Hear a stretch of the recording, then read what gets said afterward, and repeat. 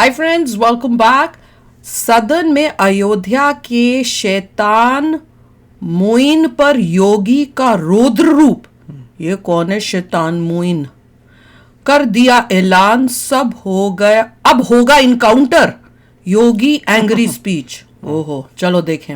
Video शुरू करते हैं। वीडियो शुरू करने से पहले अगर आप चैनल पर नए हो और आपने अभी तक सब्सक्राइब नहीं किया तो जल्दी से पहले सब्सक्राइब के बटन और बेल आइकन को क्लिक कर लो ताकि आपको हमारे सारे न्यू वीडियोस के नोटिफिकेशन मिल जाए जैसे हम अपलोड करें। अगर आपको वीडियो पसंद आता है प्लीज लाइक एंड शेयर। चलिए शुरू करते हैं।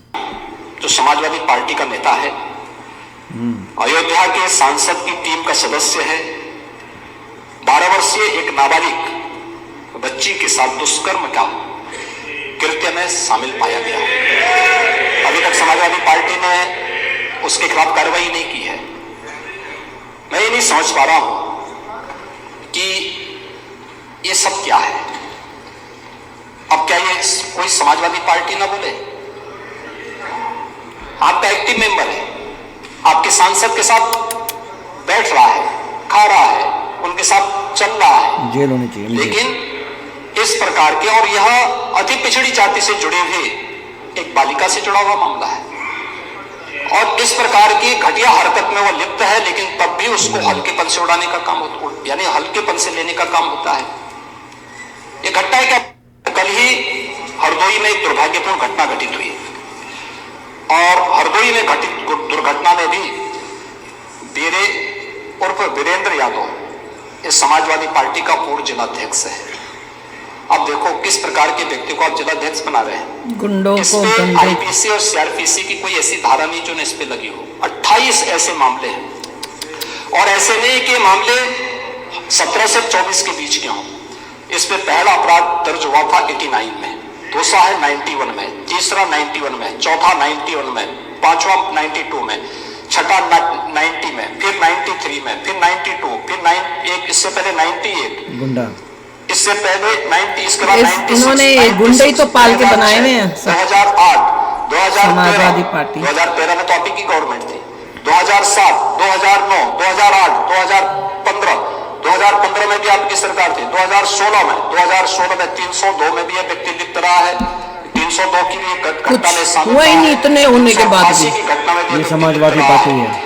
इसी प्रकार से 2016 में 302 के मामले इसको ये पार्टी को लाना चाहते हैं। यूपी गुंडा अधिनियम के अंतर्गत इसके खिलाफ कार्रवाई हुई है। ऐसे ही इसके खिलाफ फिर 2002 में भी इसके खिलाफ गुंडा एक्ट के अंतर्गत कार्रवाई हुई है। 2017 में यूपी गुंडा एक्ट के अंतर्गत इसके खिलाफ कार्रवाई हुई है और फिर 2017 में भी इसके खिलाफ कार्रवाई हुई है।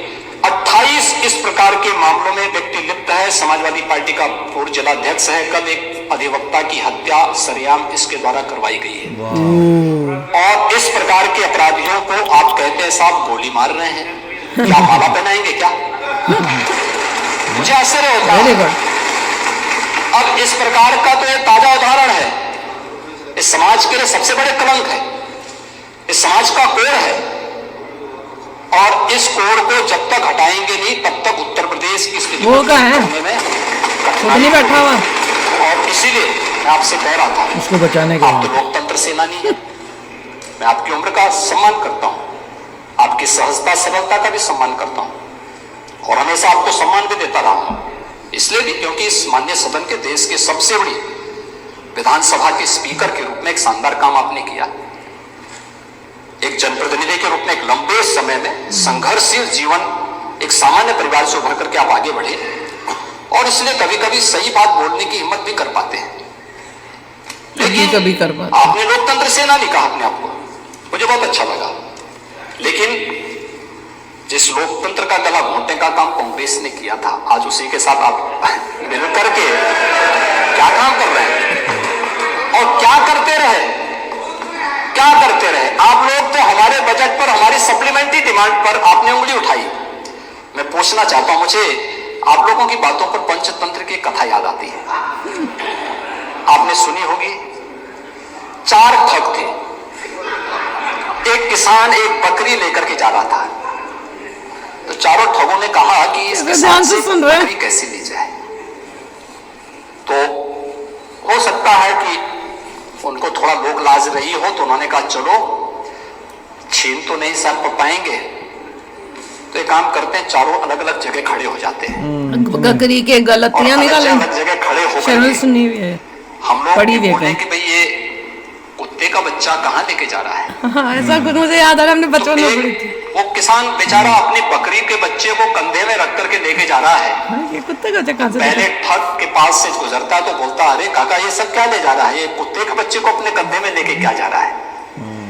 किसान बोलता, अरे धूर्त कहीं के, ये कुत्ते का बच्चा नहीं बकरी का बच्चा है। वो हंसते हुए चुप हो जाता है।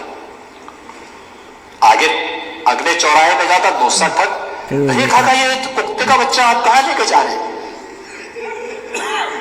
बोलता है, उसको भी डांटता है, अरे पागल हो गए क्या, अरे कुत्ते का बच्चा नहीं बकरी का बच्चा है। आगे बढ़ तीसरा। अगले आगे बढ़ता है, फिर तीसरा ठग मिल जाता है, वहां भी फिर यही बात उसको बोलता है। चौथे ठग ने भी कहा तो किसान को विश्वास हो गया, उसको लगा कि भोला भाला किसान। वैसे ये पूरी कांग्रेस और ये मिलके बोलते हैं जनता को विश्वास होगा। यार एक व्यक्ति झूठ बोलेगा, लगता है कि मेरी आंखें दृष्टि दोष ही मुझे हो गया है, लगता है ये कुत्ते का बच्चा ही, उसने फेंक दिया उसको। चारों ठगों का काम पूरा हो गया और चुनाव में खटाखट 1 लाख का बॉन्ड, 1 लाख का बॉन्ड कहाँ गया, कहाँ गया ये 1 लाख का बॉन्ड। Very good. 1 लाख का बॉन्ड, और मैं इसीलिए कह रहा हूं शिवपाल जी भाग गए यहां से, लेकिन मैं कह सकता हूं खटाखट नहीं, 27 में सपा चट के लिए तैयारी में सपा चट 1 लाख बॉन्ड के लिए हम लोग भी मांगेंगे हिसाब। 1 लाख का बॉन्ड कहाँ गया करना और चाहिए। मैं तो आप सबसे कहूंगा, एक बार जाइए जनता जनार्दन के सामने, पूछिए उनको कि भाई 1 लाख का हिसाब मांगे इन लोगों से, पैसा गया कहाँ, कौन खा गया, खाने वाले लोग कौन है 1 लाख का। दूसरा संविधान का गला घोटने वाले लोग कौन थे, और कहते हैं कि मोदी जी तीसरी बार आएंगे तो संविधान समाप्त कर देंगे। हुआ समाप्त, कहाँ हुआ मोदी जी तो समाप्त? 10 वर्षों से है।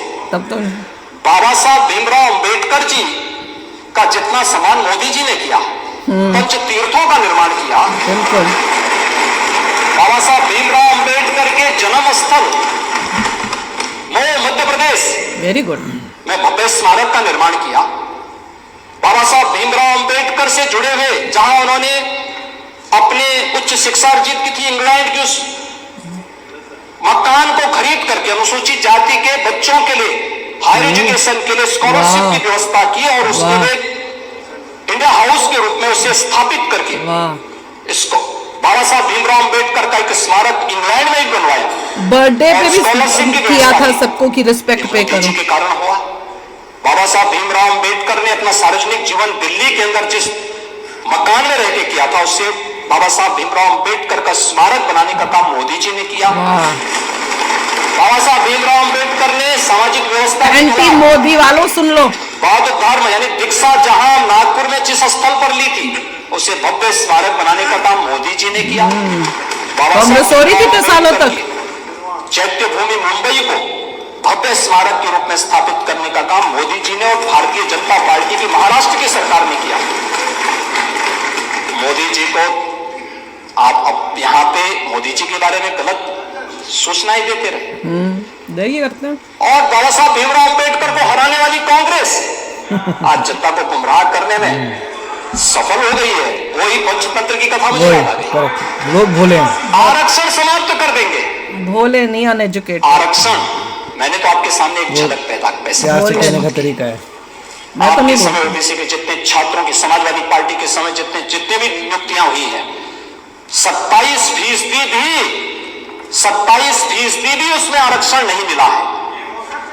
27% भी, किसी भी नौकरी को आप उठा करके देख लीजिए, मैं दावे के साथ कहता हूं 27% भी ओबीसी के छात्रों को नौकरी नहीं मिली। पिक एंड चूज होता था। क्या ये सच नहीं? आज जिस तहसीलों की आप बात कर रहे हैं, यहां पर भतीजा और चाचा की एंड कंपनी वसूली के लिए निकली थी और लेखपालों की तैनाती उस आधार पर हुई थी। आज तो नहीं है। आज तो हमने 5500 लेखपालों की तैनाती की है। एक भी जगह कोई उंगली नहीं उठा सकता, कोई आ सकता। बेशरम लोग हैं, चलिए, सुधरने नहीं वाले जाएंगे, वो। एक ट्रांसपेरेंसी आएगी। मैडम आप अंदर बोल रहे पढ़िए, आप उसके बाद बोल रहे।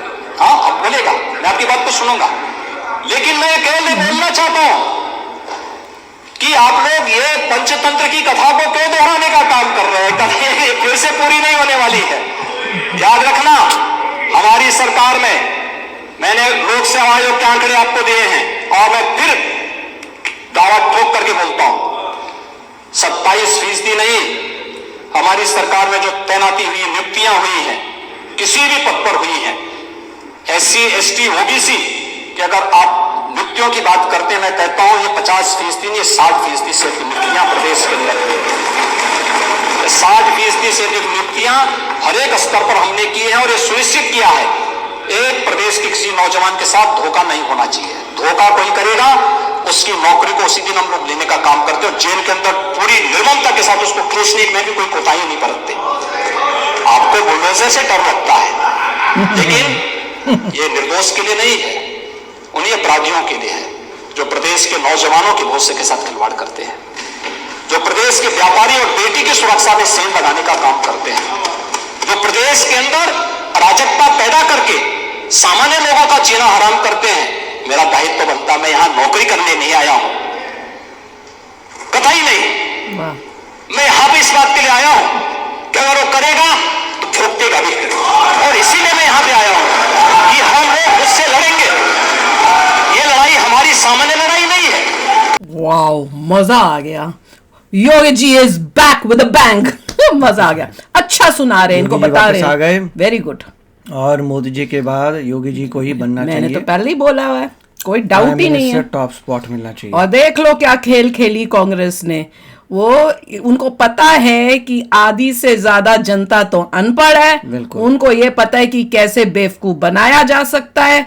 उन्होंने इस बारी वही चाल चली है, वही क्या बकरी को कुत्ता बनाते गए, और जो जनता थी उसने बकरी को देखा और मान लिया कि नहीं ये बकरी नहीं, ये कुत्ता ही है, और छोड़ दिया कुत्ता समझ के बकरी को छोड़ दिया।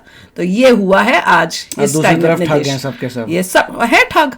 बहुत ही एग्जाम्पल भी दिया उन्होंने एक बंदे का जो पॉलिटिकल पावर में है, जिसकी इतनी बड़ी रैप शीट कहते हैं, इतनी बड़ी उसकी सालों की कुकर्मा की लिस्ट है, उस बंदे को रखा हुआ है। और योगी जी इसीलिए कह रहे हैं कि उसको क्या करेंगे, ठोकेंगे, जो हमें करना करेंगे। उन्हें बोला मैं यहाँ नौकरी के लिए नहीं आया, फूलों का हार तो पहनाने नहीं वाले, जो हमें करना करेंगे। उन्होंने उनको बता दिया है कि तुम क्या सोच रहे हो कि ये तुम बड़े जीत जाओगे या तुम इस टाइप से ठगगिरी करके तुम आ जाओगे पावर में, तुम पावर में नहीं आने वाले। और मैं यहाँ नौकरी करने नहीं आया हूँ, मैं यहाँ पे ऐसे लोगों को ठोकने आया हूँ।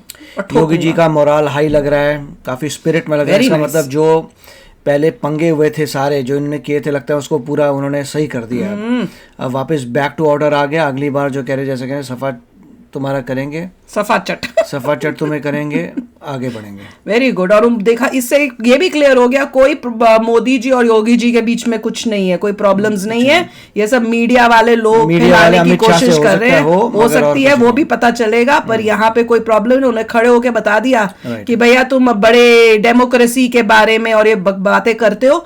अंबेडकर जी का कब तुमने कभी रिस्पेक्ट किया, कभी इंपॉर्टेंस दी थी इतने सालों में? कभी हमने जब कांग्रेस थी क्या डॉक्टर अंबेडकर का कभी नाम भी लिया था इन लोगों ने? लोगों को तब ये भी नहीं पता था कॉन्स्टिट्यूशन लिखा किसने। हाँ, ये तो यहाँ पे जब मोदी जी आए, बीजेपी आई है, तब इंपॉर्टेंस मिली है। सरदार पटेल, उनको इंपॉर्टेंस तब मिली है। बात करते हैं ये लोग। तो चलो यार, आप भी शेयर करना अपने थॉट्स। चलते हैं, मिलेंगे नेक्स्ट वीडियो में बहुत ही जल्द। Till then take care and bye bye. तो अगर आप मेरे इस चैनल पे नए हो तो जल्दी से सब्सक्राइब के बटन को हिट करो और बेल आइकन को क्लिक करो, ताकि आपको मेरा जब नया वीडियो मैं लगाऊं आपको उसके बारे में जल्दी से पता चल जाए।